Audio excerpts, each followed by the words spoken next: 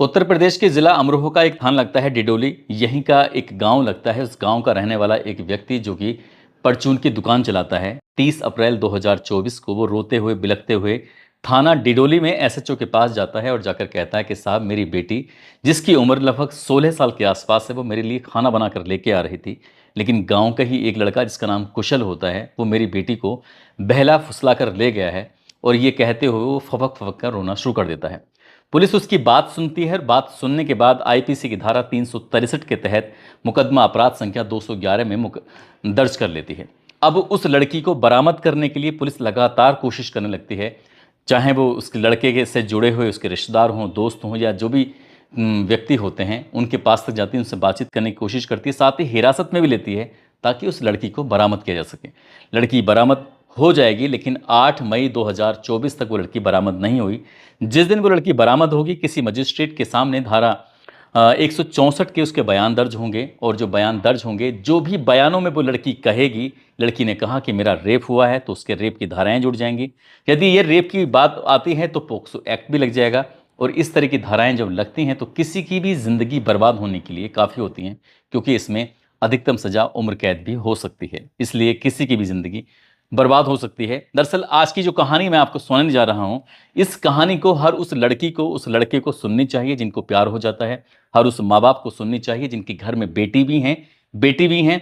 हर उस पुलिस वाले को सुननी चाहिए, क्योंकि जब इस तरह के मुकदमे, इस तरह के मामले आते हैं तो पूरी निष्पक्ष, पूरी ईमानदारी के साथ उनमें कार्रवाई करनी चाहिए। ये कहानी उन डॉक्टरों को भी सुननी चाहिए। जब मामला किसी लड़की का आता है तो उसमें डॉक्टर जब अपनी रिपोर्ट लगाता है तो आगे क्या होता है, ये कहानी समाज के हर व्यक्ति को सुननी चाहिए जो बेवजह की धार्मिक चोले पहनकर, सामाजिक चोले पहनकर जब किसी व्यक्ति को अनचाहा दबाव बनाता है और एक कहानी बनकर शुरू हो जाती है। ये वाकई आज की कहानी किसी को भी झकझोरने के लिए, किसी को भी एक संदेश देने के लिए काफ़ी हो सकती है। आदाब, नमस्कार, सत श्री अकाल। मैं उस्मान सैफी। आज की जो सच्ची घटना मैं आपको सुनाने जा रहा हूँ, ये सच्ची घटना है उत्तर प्रदेश का एक ज़िला है बरेली, और बरेली का ही एक थाना लगता है बारादरी। बात कर रहा हूँ 2 सितंबर 2019 की। मोहल्ला दुर्गा निवासी एक विधवा महिला होती है। वो थाने जाती है और थाने जाने के बाद रोते हुए बिलखते हुए कहानी बताती है। कहती है कि साहब, मेरी जो बड़ी बेटी है वो झांकी में काम करती है, और जिस झांकी में वो काम करती है उसी झांकी में एक अजय उर्फ राघव नाम का लड़का भी काम करता है। और वो उस मेरी बड़ी बेटी को जानता है, तो इसलिए वो घर भी आता जाता है। अब जिंदगी ठीक ठाक चल रही थी सब कुछ, लेकिन 29 अगस्त 2019 को वो विधवा महिला अपनी बड़ी बेटी के साथ किसी काम से गई हुई थी। घर पर उसकी छोटी बेटी, जिसकी उम्र लगभग 15 साल के आसपास होती है, वो घर पे अकेली थी। इसी बीच में अजय उर्फ राघव आता है। आने के बाद मेरी बेटी को बहला फुसला कर कहीं ले जाता है। समझ में नहीं आ रहा है कि वो गया तो गया कहाँ। उसको कमरे पर जाकर देखा तो वो कमरे पर भी नहीं मिलता है। जब उसने रोते हुए बिलखते हुए अपने विधवा होने की बात कही, तब जाकर पुलिस पसीज जाती है और पसीजने के बाद मुकदमा दर्ज कर लेती है। दरअसल मुकदमा अपराध संख्या 1029, और इसकी धारा होती है आईपीसी की धारा 363, जो कि अपहरण की धारा लगती है। अब पुलिस ने इस मामले को बड़ी गंभीरता से लिया, और गंभीरता से लेने के बाद उस लड़की को, जिसकी उम्र लगभग 15 साल के आसपास होती है, जबकि लड़का शायद बालिग बताया जाता है, अब उस लड़के को और लड़की को पुलिस ने ढूंढना शुरू किया।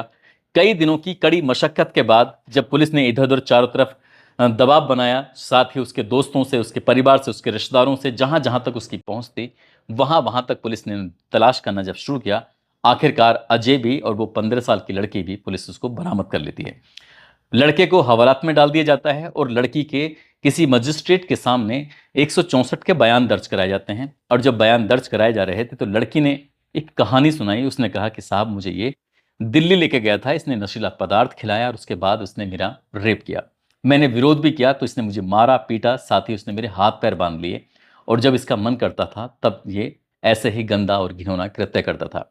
पुलिस ने ये कहानी सुनी। कहानी सुनने के बाद जो भी धाराएं बनती थीं, उन धाराओं के तहत एफआईआर में जो पहले से ही दर्ज थी, उसमें धाराएं ऐड कर ली, यानी कि पोक्सो एक्ट की और रेप जैसी धाराएं जब उसमें शामिल कर ली, और भी कई धाराएं थीं मारपीट जैसी, जब वो धाराएं शामिल कर ली तो पुलिस ने इस मामले की चार्जशीट बनाई और चार्जशीट बनाकर अदालत में पेश कर दी। जैसे ही मामला अदालत पहुंच जाता है, ये लड़का होता है, उसको गिरफ्तार किया जाता है और उसको जेल भेज दिया जाता है, और लड़की को उसकी माँ के सुपुर्द कर दिया जाता है। धीरे धीरे लड़की बड़ी होने लगती है, लड़का जेल चला जाता है, कोर्ट में केस चलना शुरू हो जाता है। लड़की बड़ी होती है तो उसकी माँ एक लड़का ढूंढती है। लड़का ढूंढने के बाद उससे शादी कर दी जाती है। लेकिन बीच बीच में शादी होने के बावजूद भी उसे अदालत में आना होता था, और जब अदालत में वो आती थी तो पति भी साथ आता था। इसी तरह से लगातार वक्त आगे बढ़ रहा था, और वक्त आगे बढ़ते बढ़ते फरवरी 2024 आता है, और इसी बीच में पति कुछ झुंझलाहट में था, परेशान था। तो उस लड़की के जब बयान हो रहे थे, तो बयान होने के बाद उसने अदालत के सामने कहा कि हुजूर, ना तो मेरा रेप हुआ है और ना ही मेरा अपहरण हुआ है। दरअसल मैं उसको पसंद करती थी, मैं उसके नज़दीक थी, मैं उसकी बहुत खास थी, इसलिए अपनी मर्जी से गई थी। अदालत ने जैसे ये बात सुनी, अदालत यानी कि अपर सेशन जज 14 ज्ञानेंद्र त्रिपाठी, वो कह रहे थे कि आप जो बोल रही हो जरा सोच समझ कर बोलो, जो भी कह रही हो कहने से पहले सोच समझ के, क्योंकि मजिस्ट्रेट के सामने तुम पहले बयान दे चुकी हो। जब 164 के बयान हो रहे थे तो तुमने कहा था कि तुम्हें बांधा गया, तुम्हें नशीला पदार्थ खिलाया गया, और तुम्हारा बार बार रेप किया गया, तुम्हें मारा गया, पीटा गया। आज कुछ और बात बता रही हो। उन्होंने कहा नहीं हुजूर, जो भी मैं कह रही हूँ, ना ही मेरा रेप हुआ है, ना ही मेरा अपहरण हुआ था। बस मेरी माँ ने जो मुझसे बोला, मैंने वही कहानी उसको सुनाई थी। अब अदालत उस लड़की को देखकर बड़े हैरान हो जाते हैं, जबकि उधर जो अजय होता है वो 4 साल 6 महीने और 8 दिन सलाखों के पीछे गुजार चुका था। अदालत ने जब ये देखा तो अदालत को थोड़ी सी लज्जा आई। अदालत सोचने पर मजबूर हुई कि आखिरकार एक बेकसूर, जिसका कोई कसूर ही नहीं था, वो 4 साल 6 महीने और 8 दिन जेल में कैसे रह लिया। अदालत ने तुरंत ही आदेश किया कि इस व्यक्ति को अदालत बाइज्जत बरी करती है, और जिस लड़की ने ये FIR दर्ज कराई थी, जिस लड़की ने ये मुकदमा दर्ज कराया था, और उसमें मुकदमा दर्ज कराने के बाद जो बयान दिए थे 164 के, उसके तहत इस लड़की पर एक IPC की धारा 195 के तहत परिवाद दायर कर दिया जाता है, और इस लड़की को उतनी ही सजा दी जाती है जितनी क्या उस लड़के ने सलाखों के पीछे गुजारी थी। यानी कि 4 साल 6 महीने 8 दिन इस लड़की को अब सलाखों के पीछे रहना पड़ेगा, क्योंकि एक बेकसूर की जो लाइफ गुजरी है उसके अंदर, उसने पल पल किस तरह से जिया है, किस तरह से उसने समस्या देखी है, इस लड़की को भी इस बात का एहसास होना चाहिए। जैसे ही अदालत ने ये बात बोली, उस लड़की के पैरों तले ज़मीन खिसक चुकी थी।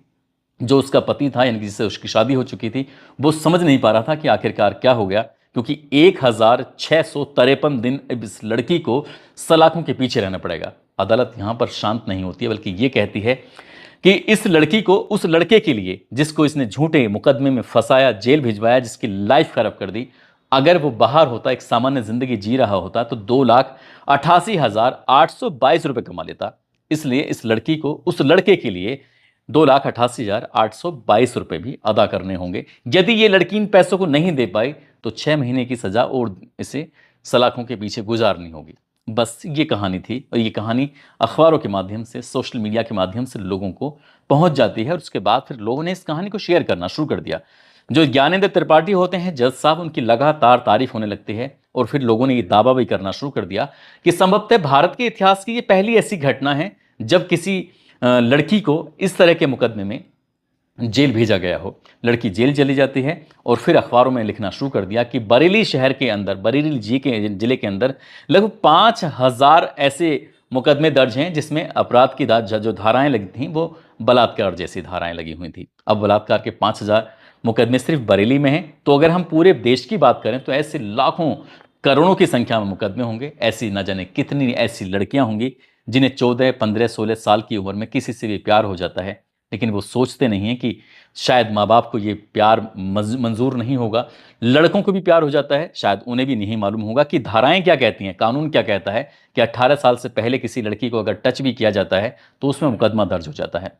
उन ना तो लड़की को मालूम होता है, ना ही लड़कों को मालूम होता है, और वो जो दोनों अपनी मर्जी से चले जाते हैं, तो जो समाज होता है, पड़ोसी होते हैं, दोस्त होते हैं, फिर उस माँ, उस बाप, उस परिवार को जीने नहीं देते जिस परिवार से वो लड़की ताल्लुक़ रखती है। उसको फिर तमाम तरह का ताने दिए जाते हैं। ये कहा जाता है कि तुम्हारी लड़की फलां के लड़के के साथ भाग चुकी है। भविष्य में उसके रिश्तों की भी दिक्कत आनी शुरू हो जाती है। शायद इसी प्रेशर, इसी दबाव के चलते माँ बाप को वो करना पड़ जाता है जो शायद वो ना भी करना चाहें।